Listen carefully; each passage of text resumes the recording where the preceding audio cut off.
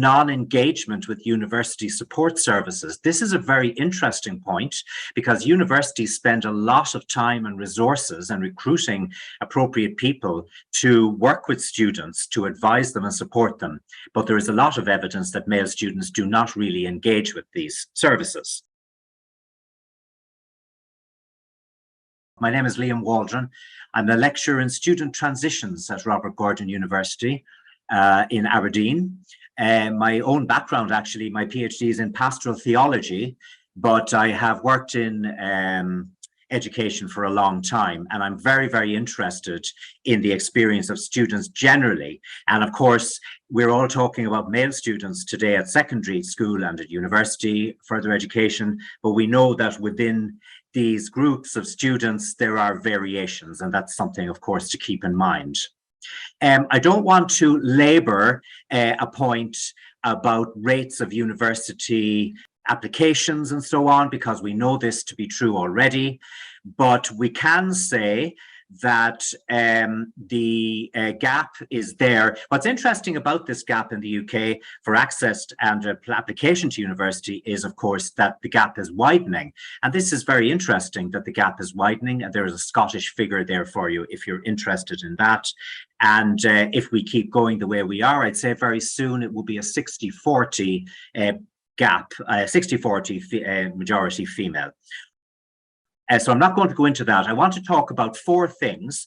Even though I did some research here at my own university, I'm not representing Robert Gordon University today, but I have a strong interest in this. And the next few slides I have summarize my own investigations via focus groups with male students, albeit low numbers of male students in those focus groups, but also what is in the wider literature. And what I found with our own students is reflected in the wider literature. So there weren't any great surprises, but it was interesting in focus groups to have this confirmed. So I want very briefly to look at four broad issues for male students who are in higher education in the UK. It also applies to Ireland, and there's also international research in other countries which backs it up. One is related to levels of satisfaction or dissatisfaction at university. Say something briefly about that. One is about non-engagement with university support services. This is a very interesting point because universities spend a lot of time and resources and recruiting appropriate people to work with students, to advise them and support them. But there is a lot of evidence that male students do not really engage with these services. Thirdly, I'd like to say something briefly about rates of non-continuation. Rates of non-continuation are higher for male students generally in university. And also, finally, I'd like to say something about final degree classification, because also the literature tells us, and it's also my experience, that the number of female students in university who graduate with a first class honour or a high 2-1 is higher than it is for male students. First of all, maybe to take the issue of satisfaction, this is just a screenshot from the Office for the National Student Survey, this thing that looms over all of us in universities in the UK. Students fill this out for final year students every year.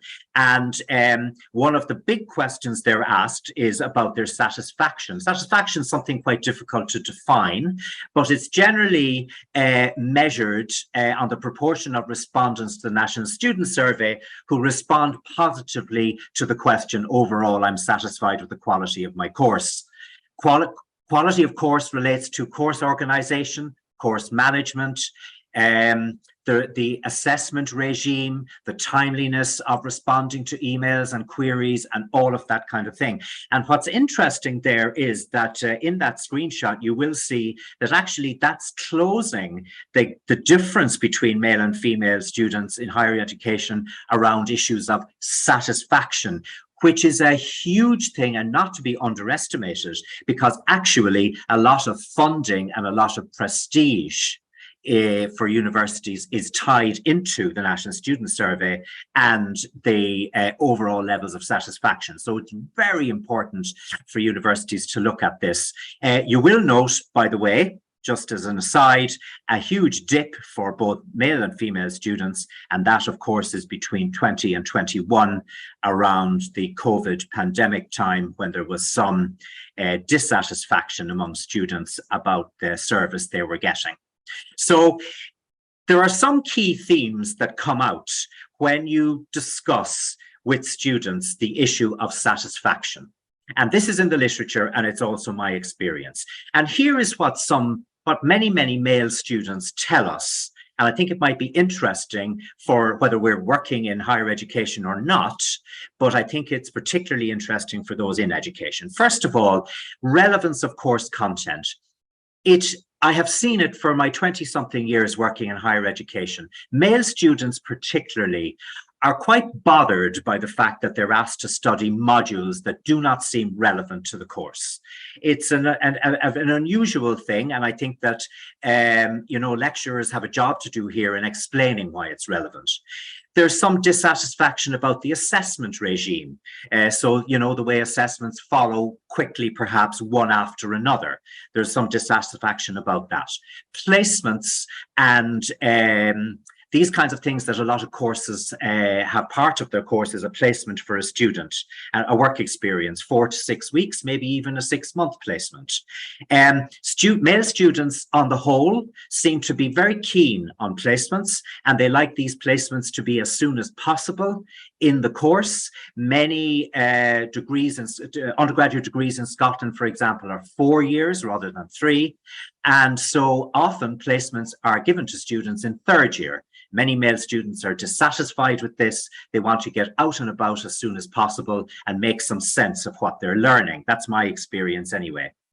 Internationalizing the curriculum. This is an old chestnut in higher education. Many male students who are international students have dissatisfaction around what the examples even that are given in what's taught to them. They come from various parts of the world, and there's often a feeling, or they tell me anyway, that the examples are given, for example, in the lectures are all UK related. And there's some dissatisfaction about that. They feel that as international students, they're not as important. And just some subject mismatch generally. Sometimes students find this when they're a year in, or even a month in, indeed. And these are issues that I want to say something more about at the end, about what we could maybe do about some of this. Now, is any of this related to the experience of female students as well? Yes, some of it is. But it is male students who are particularly vocal about these kinds of issues related to satisfaction. The second issue of the 4 that I want to briefly look at is barriers to engagement with support services. Anyone who works in education, even in primary school now, knows that the issue of mental health support looms large. And universities spend a lot of time and resources in putting support services in place, and I'm very involved in that myself in my own institution.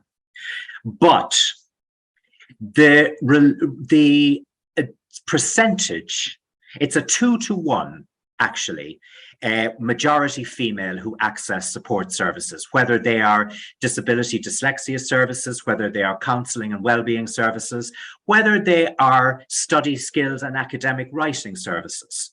So we notice this in our institution, but it's also widely reported everywhere. Why is this? Given that we are here to help.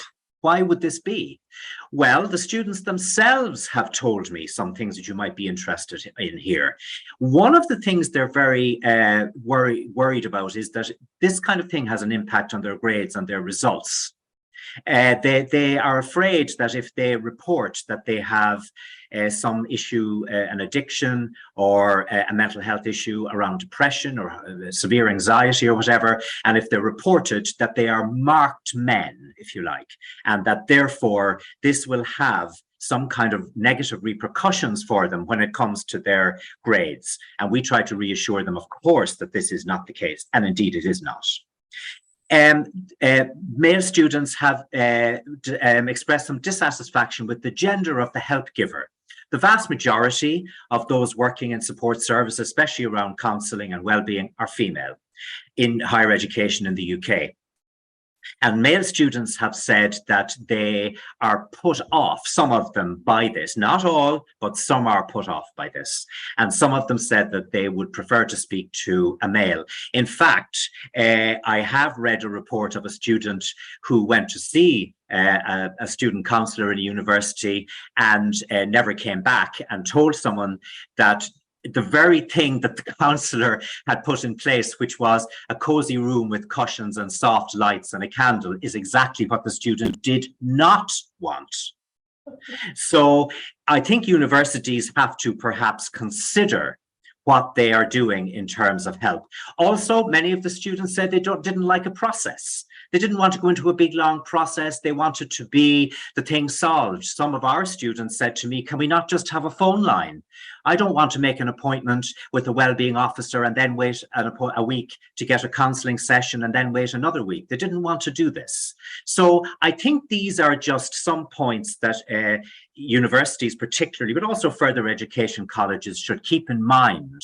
Again, is this a female issue? In some cases, yes, but most likely not, more related to male students. What about, thirdly, non-continuation, early withdrawal from courses?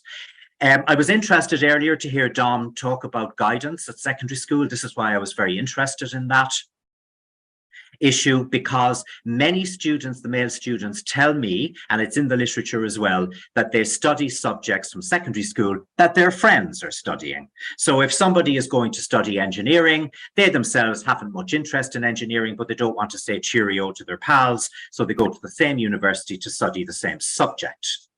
I think there's also an issue around familial expectations versus self-determination. Sometimes it's something to keep in mind. This still exists, depending on the demography, the demographic background, and Garth would have something to say about this. Universities have a widening access agenda now, into which they also put a lot of resources, time, and effort.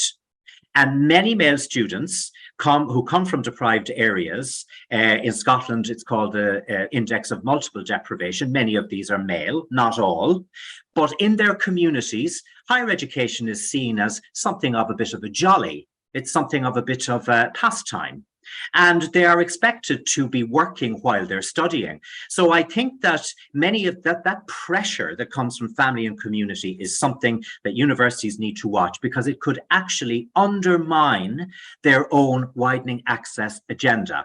And widening access agendas are also tied into funding. So I think universities need to take very seriously the issue of non-continuation. Also, they say, you know, that if we have a bad experience in a restaurant, we tell 9 other people. Well, I know that students who have a bad experience at a university also tell more than 9 other people, and they say not to go there, that they didn't get the support they needed. So non-continuation is an issue, particularly among male students, that does need to be dealt with and looked at.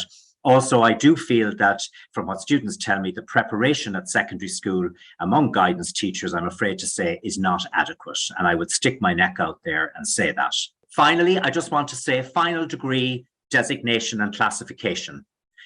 There is, this is from the Office for Students in England, there is a 5 percentage point difference between the proportion of female graduates getting a first or upper second class degree at 81% and the proportion of male graduates at 76%. But some people might say, well, that's not a huge difference. Well, there's 2 things to remember here. First of all, this has remained the same for nearly 10 years, and there's no sign of it changing. But also, this has repercussions for employment, because there are employers who will insist on a very good degree. And if it's happening that male students are not doing as well in terms of final degree classification, that's an issue that I think has to be taken on board. And very finally, I will not dwell on this. I have some solutions here. I won't go into them. I'm sure these slides can be shared. I do have some suggestions around non-continuation. I think there should be more opportunities for taster sessions. That's not always easy for universities to implement. And I think that other awards, exit awards, for example, other than a degree, could be considered to be a positive outcome. So there's a lot of information there, but I tried my best to summarize it. So thank you very much. I thought that was really, really interesting, Dr. Waldron. And I was wondering about apprenticeships and whether universities could do something to promote local businesses' offer of apprenticeships to young male undergraduates, especially, in order to activate that interest in staying in Yes. in education.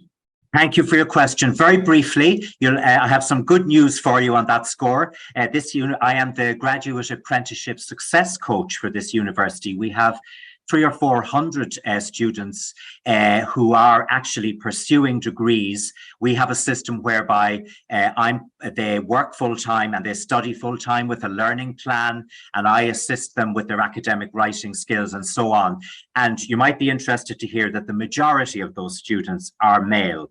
But I think that, and it's a very successful program, and many of these students do very well, but I would like to see apprenticeships valued more and rolled out across the whole country. Thank you. Hi, I'm a PhD student at Bocconi University in Milan, and I'm also interested in those topics. And I have a question to Dr. Waldron about international exchanges. You mentioned this topic of international opportunities, and we know from several studies that men are less likely to go for Erasmus semesters abroad, even compared to the share of men among students. They are still less likely to go than women, and to go abroad than women. Do you think anything can be done about it, and how can we encourage men to take advantage of those opportunities? Thanks, Michael. Yes, I've come across those figures indeed. And I'm always surprised by them, because I always think that an opportunity to, go way off to Louvain or go way off to Madrid or something for 6 months will be wonderful.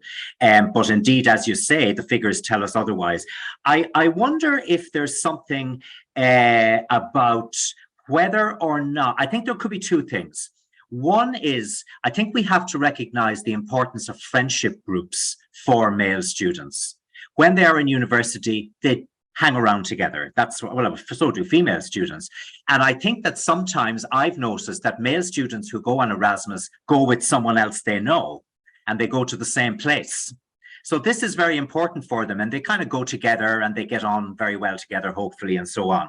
So I think that's maybe one thing. If they're very close friends and they study together and play football together or do whatever they do, and then one goes here and one goes there, I think some of them would prefer to be with their friends. And I know that they visit each other when they're on Erasmus, because I know some students who did that. So they kind of don't want to say cheerio to their friends.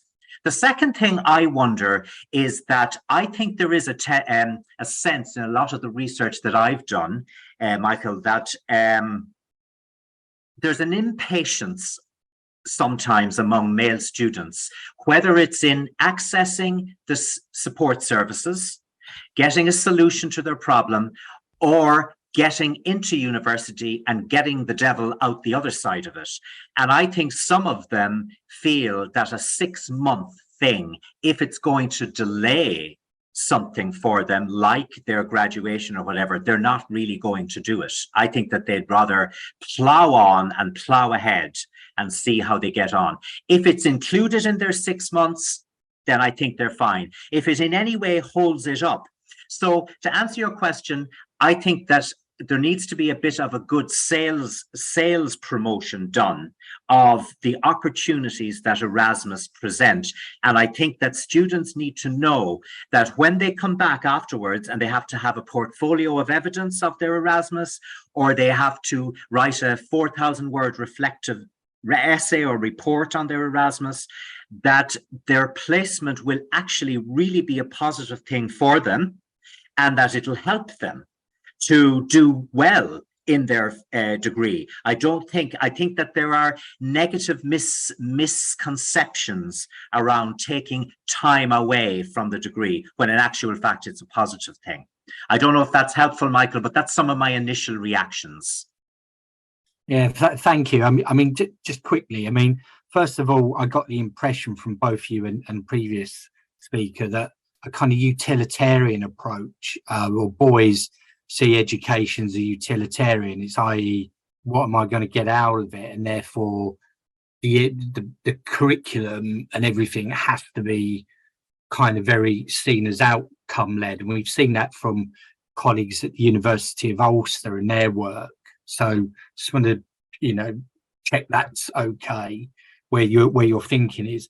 And the last one is that, there is a general narrative now around society that all women have problems and all men are problems and cause problems. And if men do have a problem, it's their own fault.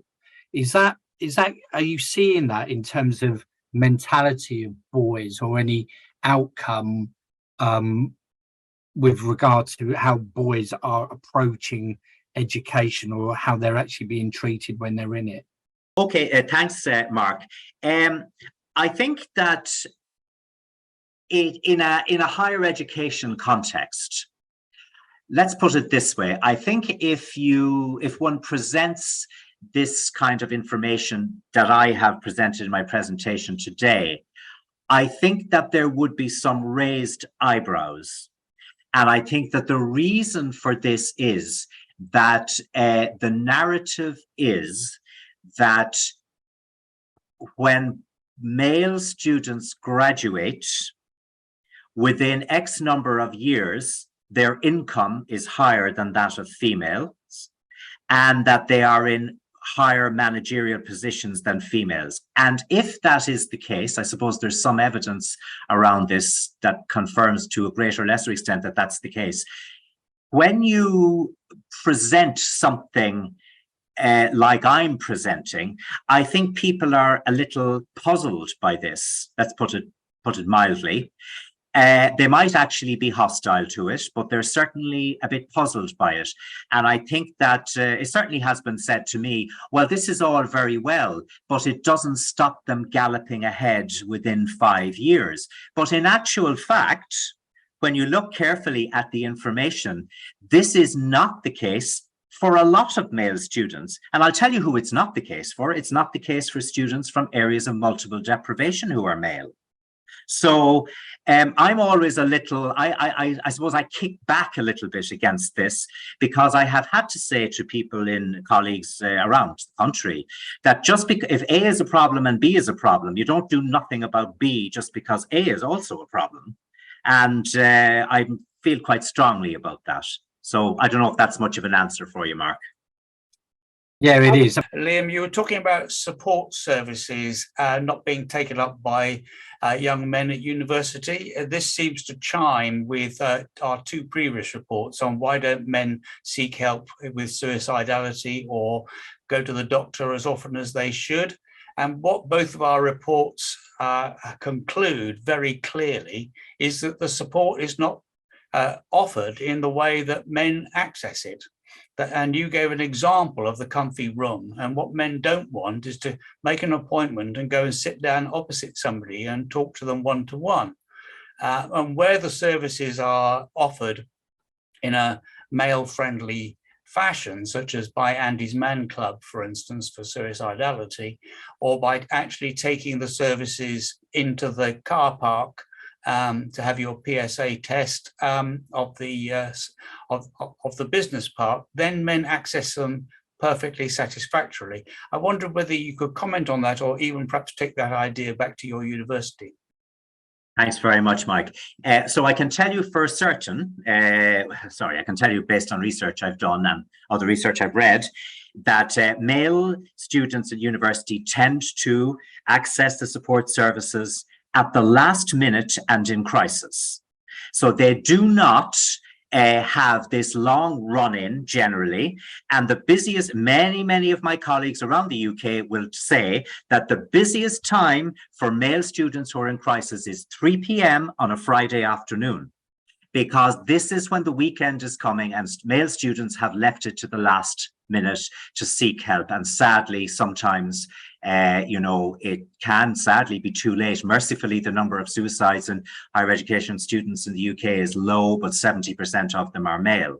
And I think that is right. Males, in my experience, male students tend to talk not face to each other, but side by side.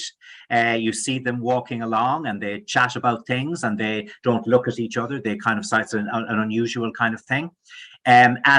Also, I think that the students I've interviewed have told me that they would always go to a service if their friends told them that it was trustworthy and they also had been there. So there's something about, there's a kind of a hermeneutic of suspicion, I think, around this business of providing counselling and well-being. And I think a lot of male students don't like to get involved in it, really. They just ignore it and seek it elsewhere.